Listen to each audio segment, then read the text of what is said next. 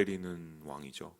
예, 어제까지는 그 꿈을 가지고 세상을 들었다 놨다가 막 사람을 죽였다가 또 살렸다가 하던 이 왕이 이번에는 무슨 금신상을 세워서 그것도 자기 모습을 이렇게 본떠서 만든 그 금신상을 세워서 또 사람들을 괴롭히고 죽이려고 하는, 도대체 이 권력자들의 머릿속에는 무엇이 있을까?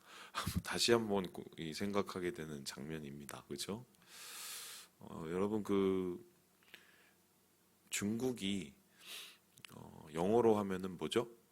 차이나예요, 차이나. 근데 이게 왜 차이나냐? 예전에 제가 그 중국에서 만난 청년이 있었는데 똑같은 질문을 하길래 모르겠는데 뭐냐 그랬더니 그 청년이 저한테 한 말이 차이가 너무 많이 나서 차이나래요. 그래서 한국하고 너무 차이가 많이 난다. 이거 농담이에요.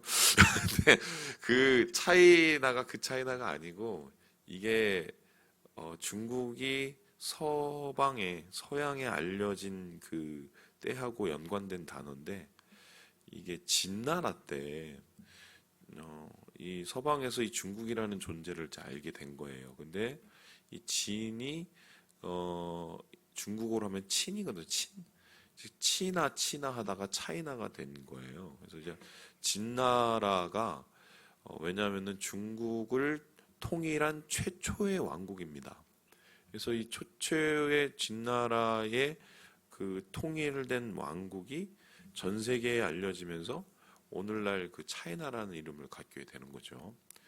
그런데 이 최초의 통일 왕국인 진나라를 누가 통일을 했죠? 여러분 잘 아시는 분이죠? 진시황이에요. 시황제라고도 하고요. 이 사람이 어렸을 때 왕이 돼서는 나이가 채 30도 안 됐을 때 제가 알기로는 정확하진 않지만 이 통일을 했다고 듣고 있는데 통일을 한 과정도 참 대단한 게 작은 나라였어요. 근데 그 작은 나라가 이 춘추전국 시대의 여러 나라들을 복속시키는 엄청난 능력을 보였죠. 그런데 이 시황제의 진짜 능력은 어디서 나타나냐면 그 당시에 흩어져 있던 이 모든 나라들, 그 나라를 하나의 중국으로 만들었다는 거예요. 그 하나의 중국으로 어떻게 만들었냐? 도량령을 통일시켰어요. 그래서 이 나라 가면은 이 대박을 쓰고 저 나라를 가면 저 대박을 쓰던 거를 똑같이 만들고 그리고 글자를 통일을 했습니다. 대단하죠. 그리고 뭘 했냐면은 법률을 통일을 시켰어요. 여기까지도 더 대단한데 더 황당한 건 뭐냐면 이제 분서갱유라고 해서 뭐냐면 책을 태우고 그리고 학자들을 죽였습니다. 그 이유가 뭐냐? 이 사상을 하나로 통일시킵니다. 그래서 그러한 통일된 체계와 시스템을 만든 다음에 바로 그 위에 정점 위에 자기가 앉은 거예요. 그렇게 해서 영원할 것 같은 그 나라가 진시황이 얼마 되지도 않게 빨리 죽죠. 그러면서 이제 완전히 이제 변화하게 되고 한나라가 이제 세워지게 되는 거죠. 그 한나라 같은 경우는 진시황이 세웠던 그 정치 체계, 군사 체계를 그대로 받아서 이제 사용했기 때문에 한마디로 정말 그 어부지리를 얻은 것과 마찬가지죠. 그런데 그렇게 나라를 하나로 통일시키기 위해서 얼마나 많은 사람이 희생을 했겠어요. 그죠? 수많은 사람, 학자들, 또 그 사상가들, 또 정치가들이 죽임을 당하는 일을 했는데, 이 진시황이 꾸었던 꿈은 사실 오늘날 모든 권력자들이 똑같은 꿈을 꾸고 있습니다. 지금 저쪽 중국에서 지금 제일 최고가 누구죠? 예? 시진핑 주석이에요. 3연임을 하는데 제가 오늘 이 방송을 하고 나중에 중국에 갈 수 있을지 모르겠는데 그 3연임을 하고 종신연임까지 거의 종신제까지 거의 확보해 놓은 상태죠. 근데 그것을 확보하기 위해서 여러분 이번에 보였지만 전에 주석이었던 그 후진타오라는 사람을 갑자기 회의 중에 끌고 나갈 정도의 그런 이 무지함을 보이죠. 그런데 그렇게 전국을 하나로 묶는 이 시황제처럼 하는 이 시진핑의 힘이 어디서 나오느냐? 제가 뭐 여러 가지 것을 알고 있지만 첫 번째는 이 철저한 감시 체계입니다. 중국이 어느 정도의 나라냐면 제가 오늘 집 앞에 나가서 막 돌아다니면서 우리 뭐 저기 망월사까지 갔다. 길거리에 CCTV가 다 있는데 그 CCTV가 안면 인식이 돼요. 그래서 내 얼굴을 이렇게 딱 찍어서 이 사람 찍으면 그 사람의 그 루트가 다 추적이 됩니다. 중국이 그 정도예요. 그래서 최고의 그 안면 인식 기술이 중국이 최고입니다. 그리고 모든 전화 다 도청되고요. 모든 핸드폰, 스마트폰 그 일체의 모든 그런 것들 다 이제 정부에서 관리하고요. 또 뿐만 아니라 아시는 것처럼 공안 정국이죠. 이제 공안이 전체, 이 중국 경찰이 전체를 총괄하고 무력으로 국민들을 다스리는 그 대표적인 이야기가 어떻게 나타나냐면 목사님들이 사라지고 있어요. 그 목사님들이 앞에서 설교를 하다가 뭐 정부에 대한 뭐 많은 언급도 아니고 한마디 언급을 하잖아요. 그럼 갑자기 어느 날 사라져요. 이제 그 정도로 사람들을 엄청난 통제를 하고 있고 그 정도로 사람들에게 이게 무서움, 두려움 속에서 이제 그것을 권력을 잡고 있는 뭐 이 상황이 지금 중국 상황인데 제가 왜 갑자기 뭐 진시황제 얘기하고 또 시진핑 이야기를 하냐면 오늘 우리가 보는 느부갓네살 하는 이 왕이 하는 짓이 똑같은 짓이에요. 이 사람이 신기하게 그 금신상을 짓습니다. 이 금신상을 짓는 이유는 두 가지인데 이 첫 번째는 뭐냐면 자기가 꾸었던 꿈이 무슨 신상 꿈을 꿔갖고 뭐 어제 보셨잖아요. 막 돌이 하나 날라와서 막 무너지고 그걸 보면은 하나님께서 그 꿈을 주셨던 이유는 무엇입니까? 겸손하라고 준 거예요. 겸손하라고. 네가 잘해서 이 나라가 세워진 게 아니라 내가 너에게 나라를 세우는 것을 허용했기 때문에 세워진 거니까 겸손하라고. 너희 나라는 영원한 게 아니라고 하나님께서 그 꿈을 주셨는데 오히려 그 꿈을 꾸고 해석을 듣고는 어떻게 합니까? 거기서 보았던 신상보다 더 찬란한 신상을 굳건히 만듭니다. 그리고 그 신상 앞에서 모두 절하게 만들어요. 특별히 이 절한 사람들이 어떻게 나와 있냐면 2절에 보니까 이 총독부터 시작을 해서 이 모든 관원에까지 이르게 되는데 이게 행정부, 사법부, 입법부 그러니까 3권이 모두 다 자기 신상 앞에 절을 하게 만든 겁니다. 그 이유는 뭐겠어요? 모든 사람을 하나로 묶는 이 권력, 힘을 통한 통일을 만들려는 것이죠. 오늘날도 똑같은 일을 하는 사람들이 있어요. 지금 몇천 년이 지났는데도 이 일을 똑같이 하는 인간들이 있습니다. 누구죠? 저 우리 윗동네 사람들이에요. 자, 윗동네 사람들이 어떤 일을 하고 있는가? 그림을 한번 보여주시죠. 이 짓을 하고 있습니다. 이 뭐 만수대 아시죠? 여러분, 저 동상 크기가 어느 정도인 것 같아요? 저기 사람이 그냥 파리처럼 보이죠? 어느 정도 같아요? 이게 저 발까지 해서 다 하면 23m 정도 됩니다. 안 놀라시네요. 23m.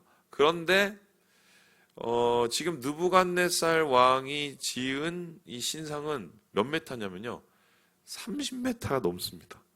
이거는 동상이죠. 동으로 만들었지만 느부갓네살이 만든 그 동상은 뭘로 만들었어요? 금으로 만들었습니다. 어마어마한 규모의 어마어마한 이 소위 말해서 이 외관을 자랑하는, 그래서 자신을 빛나게 만들어서 모든 사람을 굴복케 하고 세상을 자신의 발 앞에 두려는 그러한 속셈이었던 것이죠. 그러한 속셈 앞에서 아무도 대적하는 사람이 없었습니다.